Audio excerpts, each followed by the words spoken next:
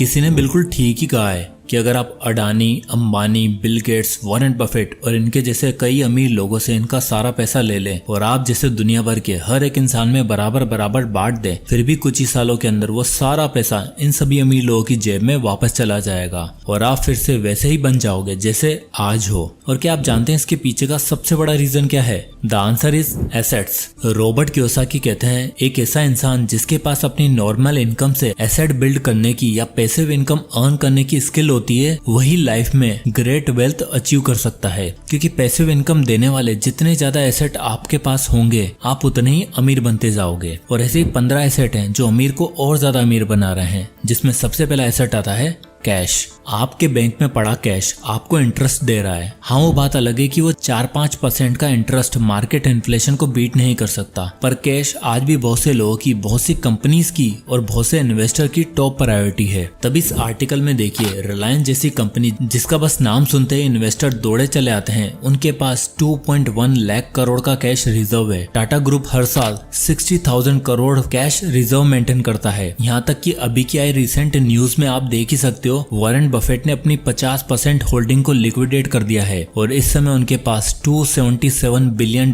Cash reserve है। अब cash रखने के पीछे इन अमीर लोगों के 2 रीजन होते हैं। पहला तो invest in the right opportunity at the right time. अमीर लोगों का मानना होता है दुनिया अपॉर्चुनिटीज का पिटारा है, इसलिए जब भी कोई बेटर इन्वेस्टमेंट आपके दरवाजे पर आए तो आप उस समय अपने कैश के साथ रेडी रहो। मोस्टली लोगों का कैश रखने के पीछे ये रीजन होता है। और दूसरा रीजन है to earn high interest. Cash होने से आपको राइट टाइम और बेस्ट प्राइस में डील तो मिल ही जाती है, साथ ही अमीर लोग अपने पास रखा पैसा हाई इंटरेस्ट रेट पर भी देते हैं, जिससे उन्हें ईयरली एक फिक्स्ड इनकम आती रहती है। इसलिए सक्सेस कब कहां कौन से दरवाजे पर आ जाए, be ready with the cash. Cash के बाद अगला और सबसे बड़ा एसेट आता है एसेट नंबर 2, रियल एस्टेट। अब रियल एस्टेट को सबसे बड़ा एसेट बोलने का पीछे मेरा 2 रीजन है। Number 1, rent payments. हम में से किसी हर महीने एक फिक्स्ड इनकम अच्छी नहीं लगती, वो भी तब जब हमें उसके लिए 8 से 9 घंटे काम करना ना पड़े, दोस्त के ताने सुनने ना पड़े और नहीं निकले जाने का डर सताए। ये सब कुछ पॉसिबल है रियल एस्टेट से। आजकल जिस हिसाब से टेक्नोलॉजी चेंज हो रही है ना, उसी हिसाब से लोग भी बदल रहे हैं। आज की डेट में लोगों को घर सिर्फ रहने के लिए नहीं, बल्कि स्टूडियो खोलने के लिए, एजुकेशन सेंटर्स के लिए, पीजी रखने के लिए और इवन स्मॉल बिजनेस खोलने तक के लिए चाहिए होता है। तो ऐसे में अगर आप थोड़े स्मार्ट हो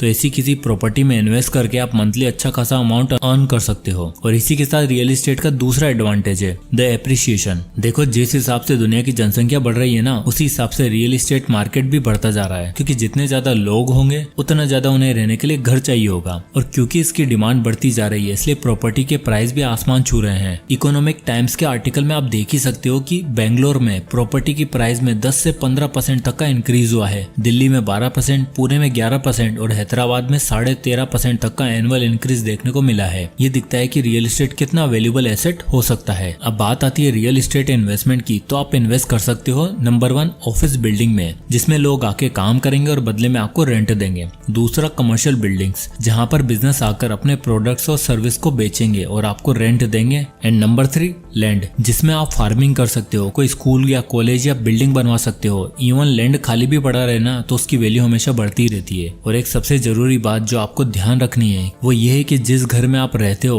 वो आपका एसेट नहीं है, क्योंकि उससे आपको कोई भी पैसा नहीं आ रहा है, बल्कि उसमें रहने के लिए आपको पैसा खर्च करना पड़ता है। इसी के साथ आता है हमारा एसेट नंबर 3 बॉन्ड्स। जब गवर्नमेंट्स और बिजनेस को कैश इन्वेस्टमेंट की नीड होती है ना, तब वो इंटरेस्टेड इन्वेस्टर को बॉन्ड इशू करते हैं और इसी बॉन्ड के बदले गवर्नमेंट और प्राइवेट कंपनीज अपने इन्वेस्टर को हर महीने एक सर्टेन अमाउंट पे करने का वादा करती हैं। बॉन्ड में इन्वेस्ट किसी भी इन्वेस्टर के लिए एक सुपर सेफ इन्वेस्टमेंट साबित हो सकता है, क्योंकि डायरेक्ट गवर्नमेंट बैक्ड होते हैं। बॉन्ड में इन्वेस्ट वो लोग करते हैं जिन्हें लॉन्ग टर्म में एक सिक्योर रिटर्न चाहिए होता है। बॉन्ड में आप यूजुअली मिनिमम 10,000 से इन्वेस्ट कर सकते हो और गवर्नमेंट बॉन्ड आपको यूजुअली 6 से 8% तक का रिटर्न देते हैं। वहीं कॉर्पोरेट बॉन्ड 8 से 12% तक का रिटर्न ऑफर करते हैं, बट इनमें रिस्क थोड़ा ज्यादा होता है गवर्नमेंट बॉन्ड से, इसलिए हायर इंटरेस्ट देते हैं। इसी के साथ कई सारे टैक्स सेविंग बॉन्ड भी होते हैं जिसमें आप इन्वेस्ट कर सकते हो, जो आपको टैक्स बेनिफिट के साथ साथ 5 से 6% का रिटर्न भी देंगे। अब अगर आप और भी ज्यादा रिटर्न चाहते हो तो आप चूज कर सकते हो एसेट नंबर 4 स्टॉक्स। दोस्तों, बढ़ती टेक्नोलॉजी और डेवलपमेंट ने इंडियन स्टॉक मार्केट को आज नई ऊंचाइयों पर पहुंचा दिया है। ऐसे में स्टॉक्स आपके फाइनेंशियल फ्यूचर के लिए एक बहुत बड़ा इंपॉर्टेंट रोल रोल प्ले कर सकते हैं। स्टॉक्स आपको अलाउ करते हैं कि आप किसी भी पब्लिकली ट्रेडेड बिजनेस का कुछ हिस्सा या कुछ परसेंटेज ओन कर पाओ, और जैसे जैसे वो बिजनेस बढ़ता जाता है वैसे वैसे आपकी इन्वेस्टमेंट भी इंक्रीज होती है। साथ ही स्टॉक्स में इन्वेस्ट करने के 2 फायदे भी हैं।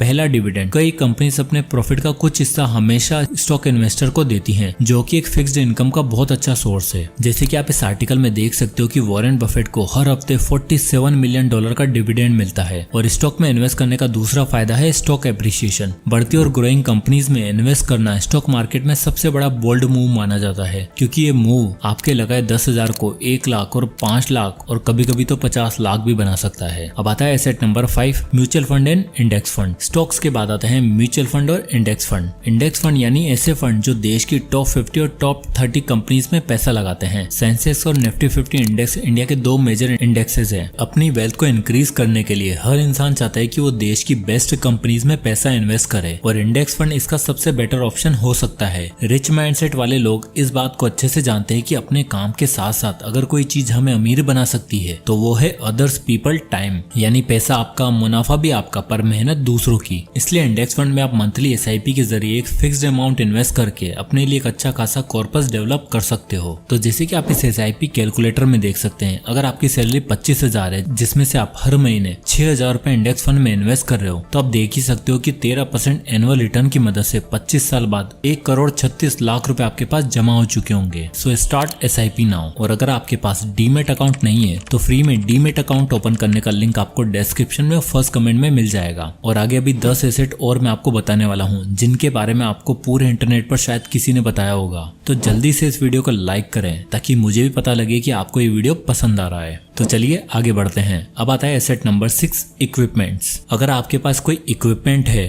कोई ऐसी चीज है जो दूसरों का काम आसान कर सके, तो उसे रेंट पर देकर आप अपने लिए एक पैसिव इनकम सोर्स बिल्ड कर सकते हो। जैसे कि एक DSLR कैमरा जिसे आप यूज ही नहीं करते, कोई म्यूजिकल इंस्ट्रूमेंट जो पड़ा पड़ा खाली धूल खा रहा है, उसे किसी क्लब या इंस्टीट्यूट में देकर मंथली रेंट रिसीव कर सकते हो। एक एक्स्ट्रा कार या बाइक जैसी चीजों को आप ओला, उबर के प्लेटफॉर्म के जरिए रेंट आउट करके आप मंथली अच्छा खासा अमाउंट अर्न कर सकते हो, वो भी बिना कुछ किए। Asset number 7, patents. पेटेंट एक बहुत ही अंडररेटेड और अमेजिंग एसेट है। जिन लोगों को नहीं पता उन्हें बता दूं कि जब भी आप कोई नया इन्वेंशन करते हो या यूनिक प्रोडक्ट लाते हो तो उसके लिए आप पेटेंट फाइल कर सकते हो। ये एक तरह का डॉक्यूमेंट होता है जो बताता है कि आप इसके राइटफुल इन्वेंटर हो, और जैसे कोई कंपनी या एंटिटी आपका वो इन्वेंशन या प्रोडक्ट यूज करती है तो उसे आपको पैसा पे करना पड़ेगा, अदरवाइज आप उन पर केस कर सकते हो। बिजनेस की दुनिया में पेटेंट एक बहुत ही इंपॉर्टेंट रोल प्ले करता है। 1995 में कैलाश काटकर ने एक टेक्नोलॉजी बनाई जो कि था एक एंटीवायरस, जो उनके कंप्यूटर सिस्टम को वायरस फ्री कर पाया। उन्हें लगा ये टेक्नोलॉजी काफी अच्छी है तो इसका पेटेंट फाइल करवा लेना चाहिए। और जब लोगों को एंटीवायरस की नीड लगी तो उनके दिमाग में आया सिर्फ एक ही नाम, क्विक हिल, जो कि आज की डेट में 2000 करोड़ की कंपनी बन चुकी है। ये दिखाता है कि आज की डेट में पेटेंट कितना वैल्यूएबल एसेट है। अब आता है एसेट नंबर 8,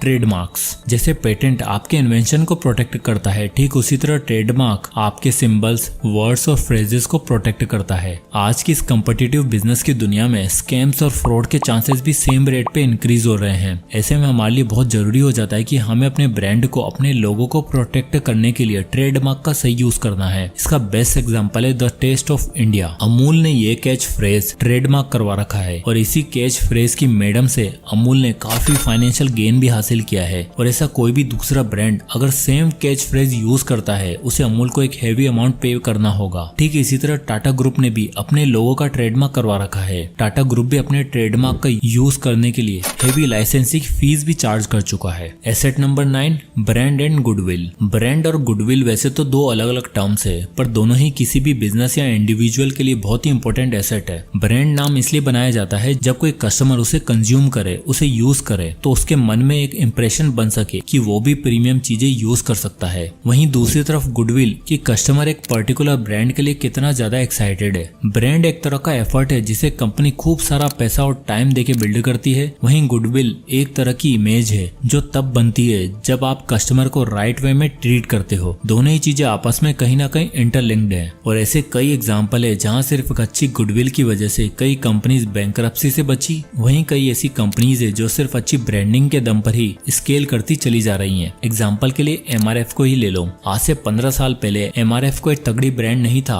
और आज सिर्फ एक ही इंसान है जो उनके लिए एड्स करता है, उनके ब्रांड को प्रमोट करता है और उस इंसान ने मानो बीते 10 सालों में MRF की दुनिया ही बदल दी है। कमेंट करके बताओ मैं किसकी बात कर रहा हूँ। Asset number 10 people. अगला और सबसे बड़ा एसेट है पीपल। हम में से अक्सर लोग और बिजनेसेस अपने एम्प्लॉयज की और अपने आसपास के लोगों की वैल्यू नहीं समझ पाते और उनकी कमी हमें तब महसूस होती है जब वो चले जाते हैं। देखो एक बात हमेशा याद रखना, ये ब्रांड वैल्यू, ये गुडविल सब बनते कंपनी के नाम पे हैं और इससे फायदा भी कंपनी को ही होता है, पर इसे बनाने वाला एक एम्प्लॉय होता है जो पहले दिन से ब्रेनस्टॉर्मिंग करके, फंड्स इकट्ठा करके, टेस्ट रन करके एक प्रोडक्ट को लॉन्च करते हैं। वो लोग ही होते हैं जो एक कंपनी को सक्सेसफुल बनाते हैं, जो किसी इंसान को सक्सेसफुल बनने में मदद करते हैं। आपको क्या लगता है कि एप्पल, माइक्रोसॉफ्ट, रिलायंस, टाटा जैसी कंपनीज का इतना सक्सेसफुल होने का कारण क्या है? वो है उनके एम्प्लॉयज और उनकी टीम। कोई भी बड़े से बड़ा इंसान देख लो, उसने अकेला अपना बिजनेस बिल्ड नहीं किया है। उसकी सक्सेस के पीछे के रीजन है उसके आसपास के अच्छे लोग। So find the right people who can be A valuable asset for you. Asset number 11 raw material and commodities. देखो लाइफ में कई बार ऐसी सिचुएशन आ जाती है जब हमें लगता है कि पैसा ही सब कुछ नहीं होता। जिंदा रहने के लिए, अच्छी लाइफस्टाइल जीने के लिए हमें कमोडिटीज की भी जरूरत होती है। जैसे कि कोविड वाले टाइम का एग्जांपल देख लो। लोगों ने 100 रुपए देकर भी सैनिटाइजर और मास्क खरीदे, 200 रुपए किलो टमाटर भी परचेज किए। क्यों? क्योंकि कहीं ना कहीं कमोडिटीज की वैल्यू कैश से ज्यादा है और अमीर लोग इस बात को भली भांति समझते हैं, इसलिए वो गोल्ड, एल्यूमिनियम, स्टील, ऑयल जैसी कमोडिटीज में खूब हेविली पैसा इन्वेस्ट करते हैं। रॉबर्ट कियोसाकी खुद भी कमोडिटीज को ज्यादा प्रेफर करते हैं as compared to cash. Gold इन सब में एक ऐसी प्रीशियस कमोडिटी है जो आपकी लाइफ को बहुत हद तक आसान बना सकती है। इसलिए करंट सिनेरियो में बाकी चीजों के साथ साथ कमोडिटीज में इन्वेस्ट करना एक अच्छा ऑप्शन हो सकता है। अब आता है asset number 12 books, songs, digital courses, information and content. आजकल डिजिटल दुनिया का जमाना है। हर कोई अपने मोबाइल और कंप्यूटर स्क्रीन से चिपका रहता है। ऐसे में डिजिटल एसेट्स जैसे कि documents, audio books, video, digital courses, songs और एप्स आपके लिए एक वैल्यूएबल एसेट साबित हो सकते हैं। आज की डेट में इंफॉर्मेशन का ओवरलोड है। सबके पास काफी रॉ डेटा और रॉ नॉलेज है। ऐसे में अगर आप कोई बुक लिखते हो, कोई ब्लॉग पोस्ट लिखते हो, तो बस आपको राइट मार्केटिंग टूल ढूंढकर काम पे लग जाना है और मैक्सिमम ऑडियंस को रीच आउट करना है। और एक भी प्रोडक्ट चलाना तो आपका ब्रांड नेम बिल्ड होने में टाइम नहीं लगेगा। सॉन्ग्स और कंटेंट के केस में ये चीज और भी ज्यादा स्केलेबल है। इसके लिए आप किंग का एग्जांपल ही देख लो। उनका एक गाना बहुत ही पॉपुलर हुआ, मान मेरी जान, जो इतना तगड़ा निकला कि उसने यूट्यूब पे आके 500 मिलियन से भी ज्यादा व्यूज हासिल कर लिए हैं। और इतना ही नहीं, इसके बाद को किंग इतने शो और इतने इवेंट्स मिले जिसने उसके इस गाने को इमोर्टल बना दिया। साथ निक जोनस को ये गाना इतना अच्छा लगा कि उन्होंने अपने चैनल पर किंग के साथ ये गाना दोबारा रिक्रिएट किया। सो आपका आर्ट और आपकी डेडिकेशन भी एक वैल्यूएबल एसेट साबित हो सकता है और यही आपको पैसा कमा के दे सकती है in form of asset number 13 royalties. चलो आपके लिए रॉयल्टीज को सिंपल भाषा में एक्सप्लेन करता हूँ। मान लो आपने कोई बुक लिखी है जो अपने टाइम की बेस्ट सेलर चली गई। अब उस बुक के राइट्स कोई मूवी स्टूडियो खरीदना चाहता है ताकि वो उससे कोई शो बना सके, तो इसके बदले में आपको टोटल कलेक्शन का कुछ हिस्सा मिलेगा और उससे आगे जितनी चीजें होंगी जैसे कि मर्चेंडाइज, कोई प्रोडक्ट, उसका टोटल रेवेन्यू का भी कुछ हिस्सा आपको हमेशा मिलता रहेगा।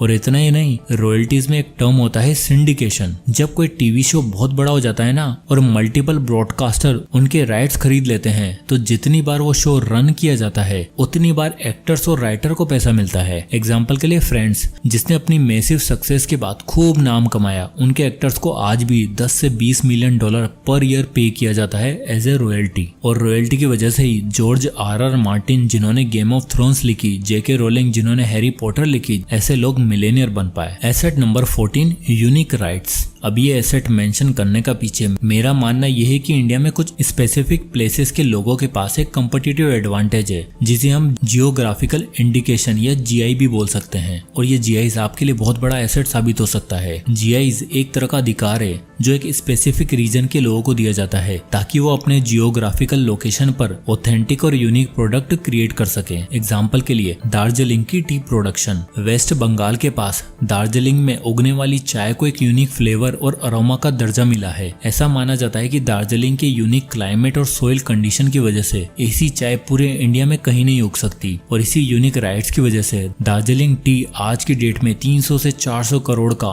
एनुअल टर्नओवर जनरेट कर पा रही है। इसके बाद फाइनली आता है हमारा last and biggest asset number 15, first mover advantage proprietary business model. First mover advantage का मतलब है जब आप न्यू टेक्नोलॉजी और स्किल का यूज करके कोई नया इनोवेशन करते हो और उससे बिजनेस बिल्ड करते हो तो आप उस बिजनेस के सोल ओनर कहलाते हो और आपके पास होती है फर्स्ट मूवर एडवांटेज। बाकी बताए सभी एसेट में कोई एक चीज जो सबसे ज्यादा स्केलेबल है, जो आपको जल्दी से जल्द फाइनेंशियल फ्रीडम की राह पर ले जा सकती है, वो है बिजनेस। न्यू बिजनेस मॉडल हमेशा आपको एक कम्पिटिटिव एज देता है। मार्केट में कितने ही बड़े बड़े प्लेयर्स आ जाएं, लेकिन उस ब्रांड की लॉयल्टी लोगों के मन में हमेशा रह जाती है। एग्जाम्पल के लिए ओला का बिजनेस मॉडल ही देख लो। ओला के ओनर्स ने देखा कि इंडिया में टैक्सी इंडस्ट्री में बहुत ज्यादा सैचुरेशन है। लोगों को टैक्सी लेने के लिए दूर दूर जाना पड़ता है, जिसमें बहुत टाइम वेस्ट होता है। साथ ही टैक्सी ड्राइवर की ये दिक्कत थी कि जब वो एक सवारी लेकर जाया करते थे तो उन्हें वापसी में कोई ग्राहक नहीं मिलता था, इसलिए वो एक ही कस्टमर से आना जाना दोनों चार्ज कर लिया करते थे। ओला ने इस गैप को खत्म किया और एक ऐसी टेक्नोलॉजी बनाई जिसने उन्हें आज तक